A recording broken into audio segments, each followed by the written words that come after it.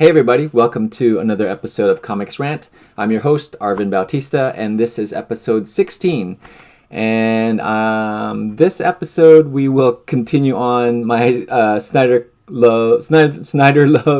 Cut Love appreciation series. This will be part 2 of the Zack Snyder's Justice League. I really enjoyed the movie, so I kind of got into a series of drawings where I would do fan art for it. And so with the format of Comix Rant, I usually talk about comics to kind of inspire you and influence you and get you jazzed up to draw comics. It's what I do to get me jazzed up. And then I draw either fan art or comics in the second half. So since this is like a Zack Snyder Justice League themed episode, we're gonna do comics that I believe influenced the movies, and a bunch of the DCEU, if anything. And then the second half will be talking about my process on some of the fan art I generated for it. This is kind of a cool side story, but I have a friend that wasn't really very into the DCEU. Sometimes he would think it was too serious. I think he liked a lot of the Marvel movies, but he wasn't like a total giant fan for those either. However, he did watch Zack Snyder's Justice League when it did come out, and he said it was okay. He liked it, but he was super excited about the plotline of Superman Gone Bad. And so some of this episode, actually most of the episode where I talk about these comics kind of relates to that. So I'm a comic book nerd. I don't really, I'm a DC fan, but I don't really care like what kind of fan you are, where you are. If I can recommend you a comic book to read, I will do it. And so when he started talking about how cool it was to see this bad Superman, I kind of generated a list off the top of my head where he could kind of continue on. And so these comics that I'm going to talk about in this episode are specific to that. And that is actually what I recommended to him, which is Earth 2, the New 52 series by James Robinson, and the other arc after that by Tom Taylor. And if you like bad Superman, evil Superman going evil, then these stories are for you. It kind of is a logical continuation of what you saw in Zack Snyder's Justice League. There's obviously certain plot points that fall differently, but there's a lot that I think the movie pulls from this series. I think at some point it was really popular. So when Snyder, Terrio, Jeff Johns, and all these guys were trying to generate story ideas, I'm sure they were pulling from these modern books. Anyway, let's get on to the episode, and I will see you inside. I'll see you soon. All right. First up is James Robinson's run on Earth 2, which was during the New 52 era of DC, where all sorts of things got rebooted, and he was able to redefine the Justice Society. But the first issue of Earth 2 actually features that multiverse's Superman, Batman, and Wonder Woman as they fight a horde of parademons. And I'll go through this in another episode, but the other influence on the stories within the Snyderverse are also from Jeff Johns' Justice League New 52. And in that run, the story is the first arc is mostly about Darkseid coming to Earth and fighting the Justice League. The Justice League in that universe repels Darkseid. In this one, which I think why it's has a little bit more of an influence to the Snyder Cut, is Steppenwolf is sent out as the first wave, right? So he comes to Earth to Earth 2, and he plants these machines all over the planet, and the parademons come in, and this Justice League on this Earth fights him, and repels him just a little bit, right? They don't actually outright beat him, unlike in our Earth, when the Jeff Johns run. And this cover is fantastic. I love this artist, Ivan Hayes, I think is how you say his name, and became a fan of his in his Aquaman run.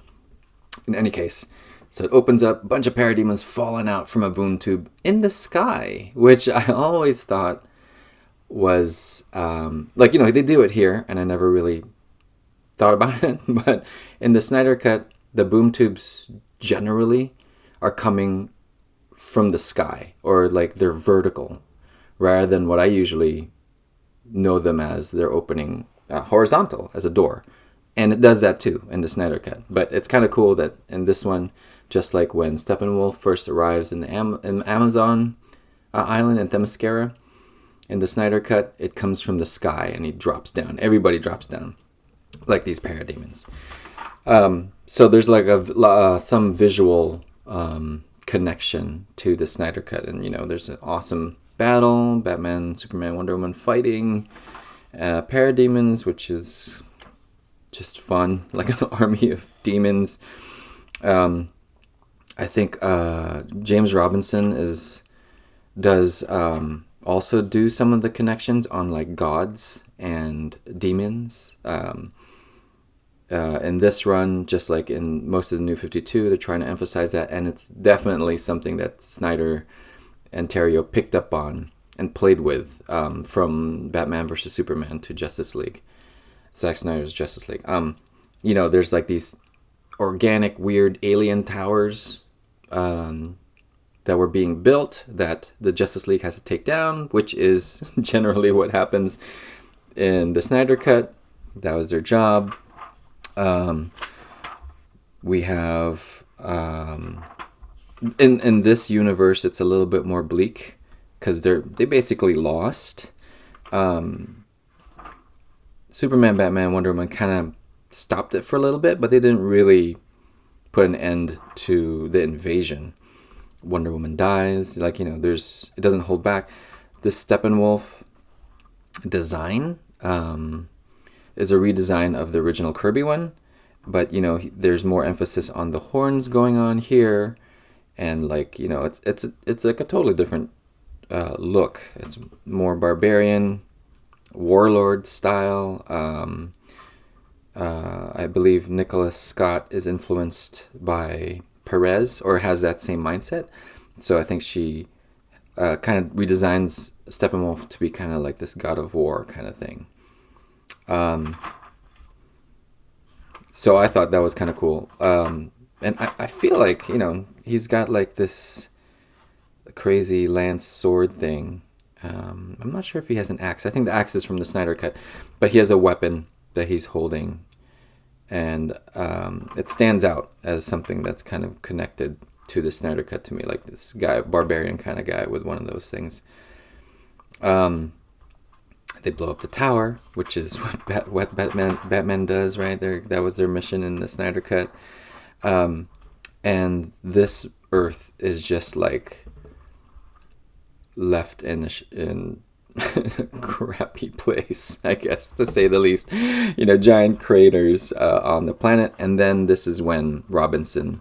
So basically the Batman, Superman, and Wonder Woman died. And all the Justice League was kind of split up. And all the Wonders, is what they call superheroes on this planet, got split into all sorts of... either disappeared, died, or just quit. And then a new generation of heroes comes out, and that is the Justice Society. And I like the idea that... I've always liked the idea of this lineage that DC had, where the Justice Society came first because they existed in World War II and some of World War I think. And then Superman, Batman, and Wonder Woman came out. But I kind of like this way that Robinson presents it, because it's kind of like how they came out in chronological order, I guess. Like Superman was first, right? Action Comics number 1, and then they were the ones that actually influenced the Justice Society in comics history, right, as we know them. So in this Earth, that's kind of how he lays it out. You know, you got Alan Scott Green Lantern coming out later, and so on. Anyway, I just wanted to bring up this part of the run. After all this, it's mostly the JSA. You know, you don't see Superman, Wonder Woman, Batman, but it was kind of awesome that he just kind of brings in the main DC characters, right? The Trinity, and then just kills them all in the first issue. You know, I'm laughing because it's all like fun and awesome, but you know, nowadays people will be like, that's horrible, that's terrible. But I thought it was just such a cool idea, fresh. You know, these characters have existed for so long that for him to flip the script like this was fresh. I thought it was pretty fresh. And it set up the tone of this world. And, you know, kind of what I feel is the tone of the Snyderverse. But he wasn't going to destroy the Justice League. He was actually doing the opposite. He was kind of building it up with this kind of framework. So anyway, the takeaways from this that I thought were kind of similar was that Steppenwolf was sent out first as the first team to basically invade, and then the idea is that Darkseid would come in later. And that's James Robinson takes this arc, quite a few issues, and then somebody else takes over the run. We'll go to that next. Which then brings us to Earth 2, Volume 4 by Tom Taylor, with artists Nicholas Scott, Robson Roca, Trevor Scott, and Barry Kitson. So it takes that storyline that Robinson had built up, and I actually think he had one of the best endings to his run, with the reveal that the main spoilers, the main bad guy that they've been fighting, or one of the main horsemen that they've been fighting, is actually Superman, seemingly reborn after he had died in the first arc. I'm not sure exactly what happened, because that seems to me like such a great ace in the hole for James Robinson to reveal and keep writing. I would think that if he was successful, that he would have just kept going. But, you know, I actually don't know what any of the gossip or any of the politics that were going on at DC at the time. I just know that that's such a great reveal. I'm surprised he didn't just run with it. And in that sense, Tom Taylor ran with it, and he did a fantastic job in Volume 4 of Earth 2. And we see a lot of, I think, things that Snyder would have pulled from later on if he had been able to do more of his Justice League run. And this is actually the volume that I recommended to my friend who had gotten into basically the evil Superman that he saw being depicted in the Snyder Cut. And so this is almost like a great way, like after you had watched Justice League, like it's a good book to kind of pick up and read more of to see what may have been a possibility for one of the storylines. Sorry that it's all glary. Just like it's the kind of paper that these modern comics have. They look great, but sometimes it does get annoying that it's so glossy. Too old school, I tell you. I'm just too old. So in this series, we also get like this older Batman that was a mystery for a while. And spoilers again, you find out he's actually Bruce Wayne's dad. Anyway, so back to the Snyder Cut and how it relates to Earth 2, Volume 4. Right here, we see Superman fighting for Darkseid. You know, he's the big reveal of one of the Horsemen that Darkseid sent to Earth 2 to basically destroy it. I mean, you know, there's like a scar on this planet, and that happened because Superman... So I'm going to give you some of this backstory that kind of informs the Snyder Cut again. Superman kills Steppenwolf in the previous volume. And because it's kind of coming out that Steppenwolf was going to conquer Earth for himself. And so Superman is still like mind controlled, whatever. At this point, you don't know what's going on since he's that other Horseman. And he finds out what Steppenwolf is trying to do, so he kills Steppenwolf for Darkseid, right? All hail Darkseid. And that's cool because Steppenwolf in Zack Snyder's Justice League was actually part of some kind of insurrection or some kind of uprising. You're not really sure exactly what it was, but that's why he's kind of been pushed out to searching these backwater planets. And he's trying to find the anti-life equation in the Zack Snyder cut to redeem himself in Darkseid's eyes. So that's kind of cool that's in there. It's part of the spirit of this book too, because here Steppenwolf does the same thing, and he pays for it with his life. This was cool. When I read this volume again, I was like, oh, Steppenwolf's horn was cut off in Zack Snyder's Justice League, just like here. So I'm like, okay, there are quite a lot of parallels going on here that I never realized because I hadn't read this in quite a while. And you know, Superman has like these Omega beams, and he's killing all the good guys with Omega beams. Also, another cool scene when we saw Darkseid doing that in Zack Snyder's Justice League. And you know, Steppenwolf causes like this crazy explosion on the planet, which scars it. I mean, that's pretty epic, man. You know, it's kind of crazy, kind of awesome, super epic, on a crazy scale. The rest of the book has some connections too, but I think that was the strongest one that I saw that was going on. We have like, you know, all sorts of things going on here. There's a resistance on the planet, on Earth 2, trying to fight a bad Superman, basically evil Superman, with the JSA kind of being the last defense for this planet, since in Robinson's run, the JLA had pretty much died. It's quite bleak, you know, but it's just so awesomely bleak as the heroes are trying to fight back, and you know, Batman's gone, he's dead already, and someone else takes his place. We have Mara here, or well, actually she's not exactly Mara, but it's like the Mara of this planet of Earth 2. And she has these water powers. Here's the other one that was kind of cool. And I know most of that Mara in Zack Snyder's Justice League is actually from Jeff Johns' run, but it's kind of cool that she's that way in this book as well. The Parademons coming out as like this horde is depicted in this book many, many times.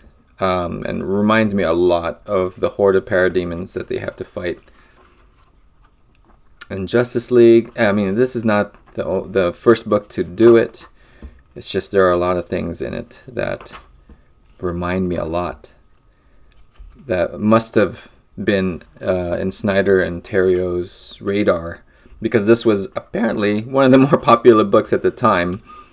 It had become a weekly book too, so like, I wasn't really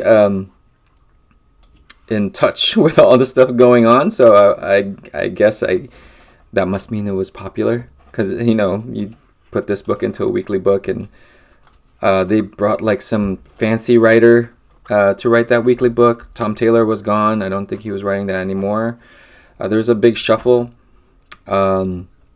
I think it was kind of confusing. I read some of that, and it was kind of hard to follow unless you were in the moment, or at least unless it was compiled that way. Anyway, this is the other book that I think you guys should give a look, as I think it would play a good part onto what could have been potentially Zack Snyder's future Justice League movies. Maybe. Not exactly like it, but definitely pull some of the stuff from it. Anyway, so that's already 2 times Tom Taylor is on this list. He's awesome writer. I'm not sure if he got credited for it. I haven't checked. I hope he did, because his run of Earth 2, I think, is my favorite. Check it out. It even resolves awesome. Tom Taylor knows his stuff, knows his DC universe. Anyway, that's it for the comic portion. Let's move on to the drawing.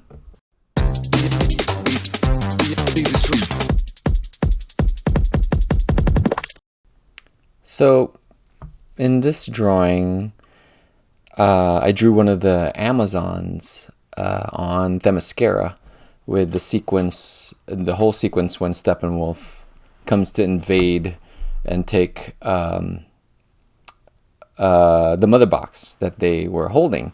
And one of the fail-safes that the Amazons had was to knock down these pillars to basically collapse the whole structure.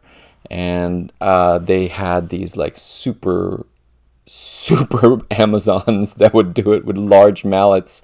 I mean, all the Amazons look great and have all been like really awesome in every movie that they've showed up. From Wonder Woman, of course, to Justice League and to Wonder Woman 84. They were always like some of the best. They always had some of the best scenes in all those movies. Anyway, so this Amazon was played by Brooke Ence, and I found out because a friend of mine told me on Instagram when I posted this drawing, and she was just super awesome. She had like the best slow-mo shot in that movie, quite possibly.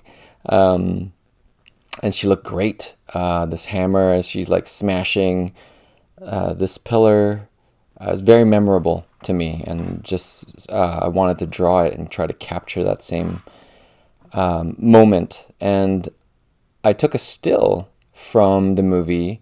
I kind of like sketched over it to get the composition. A lot of composition in the movie is great, so I didn't really have to mess around with that. Plus, it was a whole lot more fun to kind of capture these moments directly from the movie. And easier on my brain as I'm doing like this fan art, really. Like, I don't have to rack my brain so hard. I just go in there and have fun and draw it, I'm not trying to make money out of this or anything like that. So it celebrates the film as well. So I do a sketch real quick. This one's just really of the figure. And sometimes I itch to ink. So the sketch is super loose. And then I go in there and tighten up the lines. And sometimes I won't even tighten up the whole thing. I'll just tighten up certain things. So that, if you guys just saw that, I actually had this crazy idea of animating her hair in slow motion as it's flowing. So you saw some of that line work that was going on as I was trying to figure out, like, okay, can I animate this massive hair? And I could, but I ended up not doing it. It would have been a lot more time that I would have to spend on it. And I kind of wanted this to be quick. It ends up not being very quick anyway, so I don't know what I was thinking. But definitely like adding animation time onto this, any drawing really, becomes a bigger task. I wish I animated quicker. Then I could just bust out this stuff super easily. But animation is a whole different beast from illustration for sure. So I think I just edited that little part of it out. I think I wanted to make the hammer like super long, but instead I for the sake of the silhouette, I ended up not doing it. So I'm trying to depict these speed lines as she's swinging the hammer and smashing this graphic shape of a wall on the side. And I was trying to pick out a different brush trying to get all artsy fartsy on it, but I just didn't like the way it looked. It didn't, I don't know, I still have these hang-ups. Like the line quality just didn't seem to match the figure. And I couldn't make it work. Like some people can. I'm not at that point yet. So I reverted back to my old trusty brush. Same one I used to ink her. And just to get the drawing going. Sometimes like if I find I get stuck trying to decide what a brush is, and I feel it. I start feeling that I'm like, oh, I'm slowing down. I gotta keep the momentum going, the excitement in drawing this drawing going. Otherwise, I'm just gonna sit there and pick brushes all night. So that's not fun. Yeah, so now I do this little trick where I'm kind of stealing from Jack Kirby, where when things hit, or when there's an impact, that's his light source. And I always liked that when I was a kid. I still like it now. And now I'm starting to lay down some block out some colors. And I'm always, if you notice in a lot of my drawings, I'm always doing complementary colors. So, her hair is yellow. So the first color I put down in the background is purple. And I already start kind of messing around with the lighting and how that would work. I don't think I was really completely happy with that purple. So here you go. It comes out into this like teal, Tiffany bluish color that my wife loves. This color she really loves. And I kind of have just been using that color and working it in a lot of my artwork since we got married. And then so when I do black and white inks, my priority is to get that drawing to look right in black and white. And if it doesn't work in black and white, I feel like I can't move to the coloring portion just yet. But the irony is that even though I'm working hard to keep the contrast and the black and the silhouettes and the black and white to be strong, I kind of sometimes will have drawings where I obliterate that contrast. So you see it here. I think I'll work it back in towards the end, but right now you see like the speed lines have kind of faded in with the background more. Because now my brain is still thinking contrast, but because it's color, it becomes a whole different beast.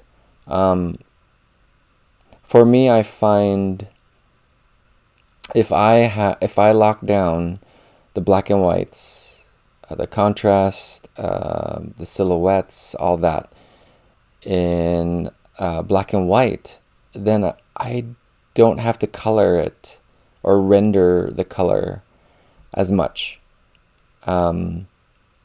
So that I think that's why my coloring style is usually just 3 colors, right? A shadow, a base color, and a highlight. I don't really do a lot of modeling when it comes to the coloring stage of my drawings. I made her a little bit more tanned because she is. And what ends up happening is my complementary colors are coming back again. Her skin tone is generally red, like a reddish color, and the background is a greenish color.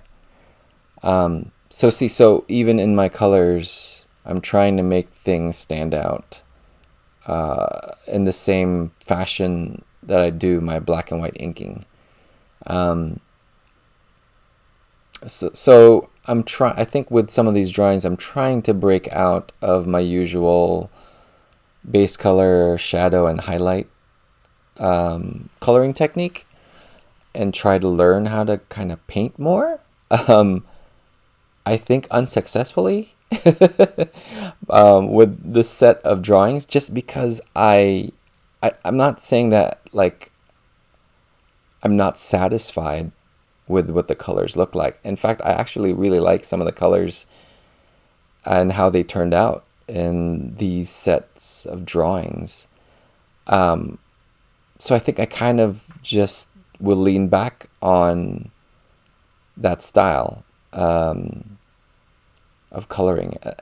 I still enjoy it. I still like the way it looks. So even though I have like little projects in my head where I'm going to try to get all painterly, I just still like it. So I still haven't quite escaped it, quote unquote.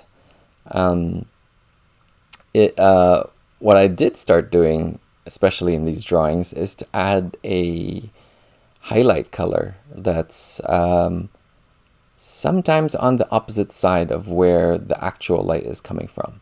So they're like underlit with this like other color. So you can see the teal working its way into her skin.